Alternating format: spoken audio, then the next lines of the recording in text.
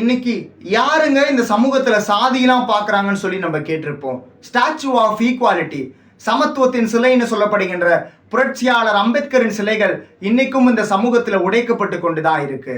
இந்தியாவில் சாதிகள்னு அவர் சொல்லுவாரு. ஆனா இங்க சாதிகளுக்குள்ளதான் இந்தியா கட்டமைக்கப்பட்டிருந்துச்சு. அத கிரேடட் இன்இக்வாலிட்டி, படிநிலை சமத்துவமின்மைன்னு சொல்லுவாரு. இங்க பிறவையின் அடிப்படையில, வர்ணத்தின் அடிப்படையில மனுஷங்களை படிநிலையா பிரிச்சு வச்சிருந்தாங்க. எந்த வேலையை பார்க்கணும், எங்க தங்கணும்னு சொல்லி இங்க சாதியே தீர்மானிக்கப்பட்டிருந்துச்சு. அப்ப முழுமையான சாதி ஒழிப்பு இந்த சமூகத்துல நிகழணும்னா சாதி மறுப்பு திருமணங்களும் காதல் திருமணங்களும் நடைபெறும்னு புரட்சியாளர் அம்பேத்கர் முழுமையா நம்பினாரு. அதை நம்பி இன்னைக்கும் இந்த சமூகத்துல சாதி மறுப்பு திருமணங்கள் நடந்துகிட்டு தான் இருக்கு. அதை தடுப்பதற்காக ஆணவ கொலைகளும் நடந்துகிட்டு இருக்கு. சாதியின் பெயரால் நடக்கும் ஆணவ கொலைகளை தடுப்பதற்கு புரட்சியாளர் அம்பேத்கர் தேவைப்படுகிறார், எல்லோருக்குமான தலைவராக.